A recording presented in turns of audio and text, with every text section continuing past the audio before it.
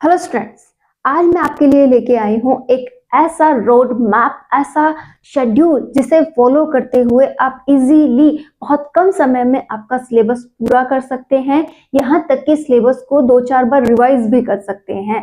तो कैसा रहे आपका ये शेड्यूल और कैसा रहेगा आपका ये रोड मैप, आज हम इसी को डिस्कस करेंगे। क्योंकि बहुत से विद्यार्थी ये कमेंट कर रहे हैं कि मैम हमारा एक शेड्यूल नहीं बैठ पा रहा है, हम टेंशन में है कि कैसे सिलेबस पूरा करेंगे, कैसे प्रैक्टिस करेंगे, कैसे हम डेली रिवाइज करें। इन सभी बिंदुओं का निचोड़ आज आपको इस वीडियो में मिलेगा। उम्मीद करूंगी कि आपके लिए ये बेहद यूजफुल साबित हो, साथ ही आप लोग अपनी रेगुलरिटी पर बने रहें। जितनी कंसिस्टेंसी के साथ आप पढ़ाई करेंगे उतना ही आप अपने सिलेक्शन की ओर बढ़ जाएंगे। तो स्टार्ट करते हैं आज की क्लास। आज की क्लास के अकॉर्डिंग मैंने यहाँ पर एक शेड्यूल बनाया है। अगर आप फर्स्ट ग्रेड की तैयारी कर रहे हैं या फिर आप सेकंड ग्रेड की तैयारी कर रहे हैं तो आपके जो 2 पेपर होने वाले हैं उसे आप इस प्रकार से मैनेज कर सकते हैं। देखिए, हमें अगर सिलेक्शन लेना है तो बहुत अच्छा समय पढ़ने के लिए देना ही होगा। अगर आप पढ़ाई कर रहे हैं तो मिनिमम 6 घंटे तो आपको पढ़ना ही है। मैक्सिमम आप इसे 10 करते हैं, 12 करते हैं या 15, वो आप पे डिपेंड करेगा। लेकिन मैंने एक मिनिमम टाइम को ध्यान में रखते हुए कि चाहे घरेलू महिलाएं हो या फिर जॉब पे जाने वाले हो या फिर ऐसे स्टूडेंट्स हो जो कोचिंग वगैरह जाते हैं या फिर ऐसे स्टूडेंट्स हो जो बहुत कम अपने लिए समय निकाल पाते हैं, तो मिनिमम 6 घंटे उन्हें निकालने ही चाहिए अपनी तैयारी के लिए। अगर आप यहाँ देख पा रहे हैं तो मैंने फर्स्ट पेपर को दिए हैं 3 घंटे और सेकंड पेपर को भी दिए हैं 3 घंटे। दोनों की इक्वल प्रायोरिटी है। यहाँ पर जो वेटेज है वो सब्जेक्ट का ज्यादा है। लेकिन अगर आप इसे इनके साथ लेकर चलते हैं तो आपको ये देखना होगा कि यहाँ जो है सब्जेक्ट बहुत ज्यादा है। यहाँ एक ही सब्जेक्ट को आपको तैयार करते हुए चलना है, तो आप इन्हें इक्वल पार्ट्स में डिवाइड कर सकते हैं। आप अपने सब्जेक्ट को 3 घंटे देते हुए अगर रेगुलर पढ़ाई करते हैं ना तो बहुत जल्द इन्हीं सभी के साथ आपका सब्जेक्ट बहुत अच्छे से तैयार हो जाएगा, बहुत बारीकी से तैयार हो जाएगा। तो आप बिल्कुल ना घबराएं। अपने सब्जेक्ट को अगर मिनिमम 3 घंटे निकाल के दे रहे हैं तो आपका सब्जेक्ट बहुत अच्छे से तैयार हो रहा है। सब्जेक्ट का जो भी सिलेबस है उसे ध्यान से देखिए, उसका जो भी टॉपिक है उसे लीजिए, उस टॉपिक पर बहुत अच्छे से अपनी पकड़ बनाइए। कि ऐसा मान लीजिए कि मुझे पहले महीने में 12th का सिलेबस कंप्लीट करना है, फिर मुझे ग्रेजुएशन का पूरा करना है, फिर पीजी का पूरा करना है। मतलब स्टेप टू स्टेप आपको आगे बढ़ते हुए आपके सिलेबस को कंप्लीट करना ही होगा। ठीक है, अब आता है आपका फर्स्ट पेपर। फर्स्ट पेपर में हमारे पास बहुत से सब्जेक्ट होते हैं। जैसे फर्स्ट ग्रेड की बात करें तो उनके सब्जेक्ट्स मैंने सामने लिखे हैं। इन्हीं को सेकंड ग्रेड वाले भी अपनी जगह अपने सब्जेक्ट लिखते हुए मैनेज कर सकते हैं। देखिए, मैंने यहाँ जो रोड मैप बनाया है वो 4 महीने का है, दिसंबर से लेकर मार्च का। कि आप दिसंबर से लेकर मार्च तक अपना सिलेबस एक बार बहुत शानदार तरीके से रिवाइज करते हुए कंप्लीट कर सकते हैं। देखिए, फर्स्ट जो महीना है अपना दिसंबर, उसकी बात की है तो आप दिसंबर में साइकोलॉजी और हिस्ट्री स्टार्ट कर दे और उसके अकॉर्डिंग तैयारी करने लग। आपके पास अभी नवंबर के भी 10 दिन पेंडिंग है। आप अपनी जो रेगुलरिटी है वो स्टार्ट कर सकते हैं। अभी से आप साइकोलॉजी और हिस्ट्री को स्टार्ट कर दे। ये मैंने पहले इसलिए लिए हैं, ये बहुत स्कोरिंग है, बहुत अधिक वेटेज है इनका, बहुत अधिक अच्छे से क्वेश्चन इनमें पूछे जाते हैं। 15 हिस्ट्री के आते हैं, 15 साइकोलॉजी वगैरह के आते हैं। तो आप इसे प्रायोरिटी दें, इसे बहुत शानदार तैयार करें। पहले इन्हें उठाएं, इन पर अपनी पकड़ बनाएं। ठीक है, जब आप इन्हें रेगुलर 1.5 घंटा, ऐसा नहीं है कि 1.5 घंटे होते ही आपका टॉपिक आपको बंद कर देना है। कई बार ऐसा होगा कि आपको साइकोलॉजी में इंटरेस्ट आ रहा है तो आप उसी को पढ़ के ही 3 घंटे पूरे कर सकते हैं। या फिर आपको हिस्ट्री पढ़ रहे हैं तो उसमें इंटरेस्ट आ रहा है तो आप उसे भी पढ़ सकते हैं। जरूरी नहीं है कि आप दोनों में डिवाइड करके 1.5 घंटा ही रोज पढ़ें। आपको जिसमें भी जितना इंटरेस्ट आ रहा है ना बस उनको पढ़े, लेकिन ज्यादा मात्रा में सब्जेक्ट स्टार्ट ना करें। एक बार में आपको सब्जेक्ट और 2 ही फर्स्ट पेपर के टॉपिक स्टार्ट करने हैं। इससे ये होगा कि बोरियत भी नहीं होगी।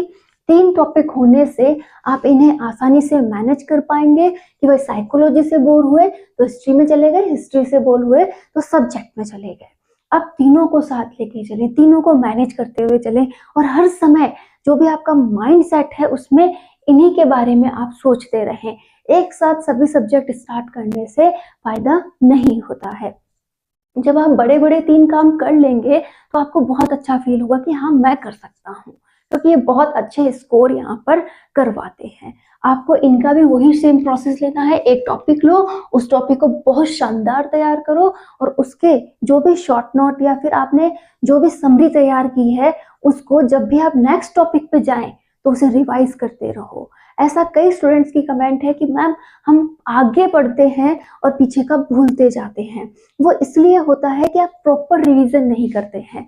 जैसे आपके एक टॉपिक हुआ, आप दूसरे टॉपिक पे आए, आप तीसरे टॉपिक पे आए, तो ये दोनों तो आपने कहीं पे भूल ही गए, आपने कभी उठा के ही नहीं देखे, या फिर इनके बीच में 5-5 10-10 दिन का गैप दे देते हैं। और सीधी सी बात यह है कि आपने इनको भी पहले इतना अच्छे से तैयार किया ही नहीं है। आपके माइंड में 10 बातें चलती रहती हैं। तो पहले तो आप अपनी प्रायोरिटी डिसाइड करें कि हाँ मुझे पढ़ना है, मैं बहुत अच्छा पढ़ूंगा और जो पढ़ूंगा उसे बहुत शानदार पढ़ूंगा। ठीक है, तो आपके टॉपिक पर आपकी पकड़ हो जाए, बहुत अच्छे से उसे तैयार कर लीजिए। उसके बाद अपने नेक्स्ट टॉपिक पर जब भी आए तो पीछे वाले को रिवाइज करना ना भूलें।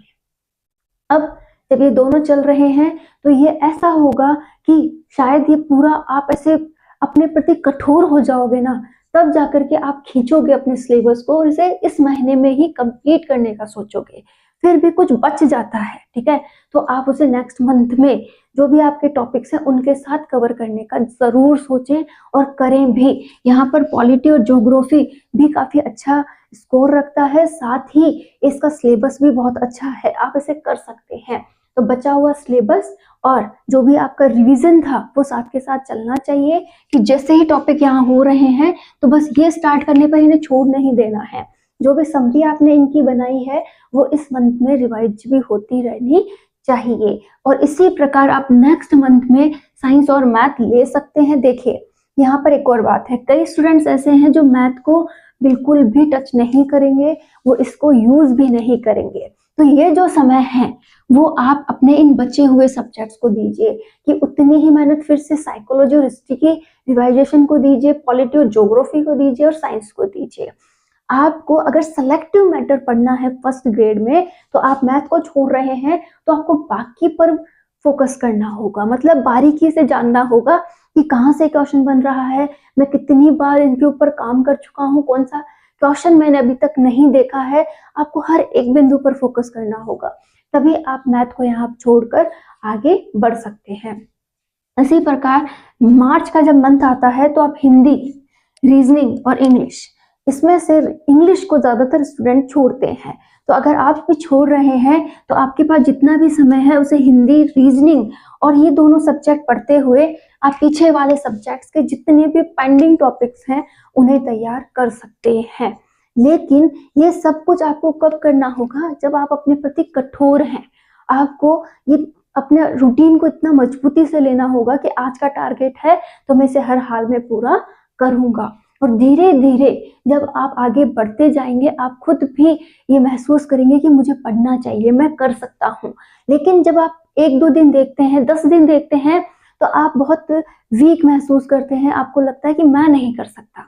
लेकिन उस घबराहट के बीच पे आगे बढ़ते जाओ और जैसे जैसे 15 दिन या 20 दिन होंगे आप में खुद ही मजबूती आने लगेगी, खुद ही कॉन्फिडेंस आने लगेगा कि आप कर सकते हो।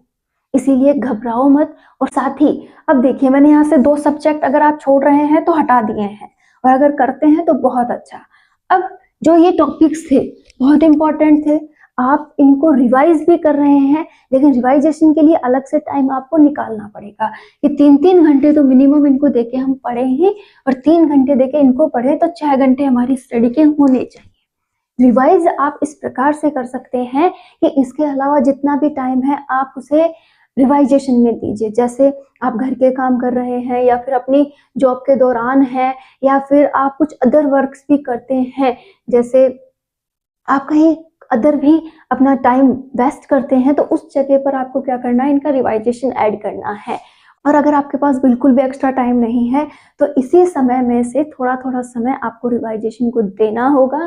रिवाइजेशन बेहद ज़रूरी है और मैं तो कहूँगी कि स्टार्टिंग में आप 6 घंटे रखो और धीरे धीरे बढ़ाकर इस टाइम को ज़रूर बढ़ाएं।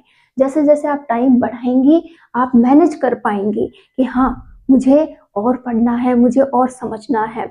अब एक और बात यहाँ आती है, बहुत से स्टूडेंट कमेंट करते हैं कि हमें टेस्ट सीरीज ज्वाइन करनी चाहिए या नहीं करनी चाहिए। मैं कहूँगी कि अगर आप टेस्ट सीरीज ज्वाइन करते हो तो ओनली फॉर वो करो जिसमें टॉपिक वाइज टेस्ट सीरीज करवाई जाती हो, ठीक है। और वो भी तब करना जब एक बार आप सिलेबस को खींचतान करके अपने अंदर समाहित कर चुके हो कि हाँ मुझे इसमें पकड़ आ चुकी है, मैं इसे पढ़ सकता हूँ। और अगर आपको लगता है कि 1-1.5 महीने के बाद आपको फील आ रहा है कि हाँ मैंने कुछ कर लिया है, तो भी आप ज्वाइन कर सकते हो। लेकिन करना कौन सी, टॉपिक वाइज वाली, जिससे आपको पर डे का जो टॉपिक मिलेगा आप उसे तैयार कीजिए, ठीक है। जैसे साइकोलॉजी के टेस्ट चल रहे हैं, तो आप साइकोलॉजी का जो टॉपिक है जो मिला है, पहले आज रात को आपको ये पता चला कि हाँ मुझे कल इसका टेस्ट देना है, तो आपका मन ये करना चाहिए कि कल वही मेरा एग्जाम है, उसी को मैं टॉप करूंगा, ठीक है। उस पर जितना भी आपके पास मैटर है ना, उस मैटर को आप बहुत शानदार तैयार कीजिए, उसमें मजबूती से लग जाइए कि हाँ मैं ये लाइन पढ़ूंगा, मैं ऐसे टेस्ट दूंगा, मेरा ये कल बहुत शानदार टेस्ट जाने वाला है, मैं इसमें टॉप करूंगा, मेरे जो सीरीज चल रही है उसमें मैं क्लास में टॉप आऊंगा। तो ऐसा नेचर अगर आप अपने अंदर डालेंगे ना, तो ये टेस्ट सीरीज आपके लिए उपयोगी होगी। अब जब आपको स्कोर अच्छा मिल गया, तो दूसरी बार क्या होगा कि आज तो मेरा जो स्कोर है ना, मैं उसे भी तोड़ूंगा, ठीक है। तो इस बार आप फिर से अच्छी तैयारी करेंगे। तो हमेशा टॉपिक वाइज टेस्ट सीरीज लें, टॉपिक पढ़ें और फिर ही टेस्ट दें, ठीक है। ऐसा नहीं कि रोज टेस्ट लग भी रहा है और यहाँ बंदा पढ़ ही नहीं रहा है, कुछ भी नहीं कर रहा है और बस अपना टाइम पास कर रहा है। और एक और बात, 6 घंटे पढ़ने की बात आई है, तो आप में से कोई भी 6 घंटे नहीं पढ़ता है। कहने को तो हम कहते हैं 10 घंटे पढ़ रहे हैं, हम 6 घंटे पढ़ रहे हैं, लेकिन जो माइंड है ना वो नहीं पढ़ रहा है। तो अगर आप अच्छा पढ़ रहे हैं तो गिनना कि आप 6 घंटे पढ़ रहे हैं, और 6 घंटे जिस दिन आपने अच्छे से पढ़ लिया ना, ये 10 घंटे के बराबर होंगे। आप पूरी तरह से वहां पर उपस्थित रहें, पूरा जो भी पढ़ रहे हैं उस पर फोकस रहें, और जब आपको बस पढ़ने के साथ समझ में आ जाए, याद हो जाए, तो मान लेना कि आप अच्छा पढ़ रहे हैं। अदरवाइज आपका ध्यान कहीं है और आप कहीं हैं। तो पहले अपने आप को एक जगह केंद्रित करना सीखें, अपने आप को व्यवस्थित करना सीखें। बहुत कुछ है एक स्टूडेंट की लाइफ में समझने के लिए कि हाँ किस प्रकार से मैं अपनी कंसिस्टेंसी बढ़ाऊं, किस प्रकार से ध्यान केंद्रित करूं, और जो भी समय मिले उसे पूरे फोकस के साथ यूज करूं। उस दिन आपके ये 6 घंटे 10 घंटे के बराबर हो जाएंगे। उम्मीद करती हूँ आप इन 4 महीनों में बहुत शानदार अपना सिलेबस खींच लेंगे। आपके पास जितना भी समय है, चाहे आप जॉब पर जाते हैं तो सुबह शाम समय निकालते हैं, या फिर आप हाउस वाइफ हैं तो अपनी डेली रूटीन के बीच में समय निकालती हैं, या फिर कोई विद्यार्थी है जो कोचिंग जाता है उसके बाद सेल्फ स्टडी का समय निकालता है, कोई भी अगर तैयारी कर रहा है तो अपना टारगेट जरूर डिसाइड करें, अपना रोड मैप जरूर डिसाइड करें कि हाँ इतने महीनों में मैं अपने शेड्यूल को जीत लूंगा, मैं इसे हासिल कर लूंगा, तो ये सक्सेस के रास्ते बनते हैं। अदरवाइज अगर आप सोचते हैं कि आज उठा कुछ भी पढ़ लिया, कल कुछ भी पढ़ लिया, पता ही नहीं है कहाँ से क्या पढ़ रहा हूँ, कभी हिंदी चल गई, कभी पॉलिटी चल गई, कभी ज्योग्राफी, किसी का भी सब्जेक्ट कंप्लीट नहीं हुआ है, तो इस तरीके से सिलेक्शन नहीं होता है। सिलेक्शन के लिए दिन रात एक होते हैं और बहुत मेहनत लगती है, बहुत संघर्ष किया जाता है। उम्मीद करती हूँ आप लोग करेंगे और आगे भी बढ़ेंगे।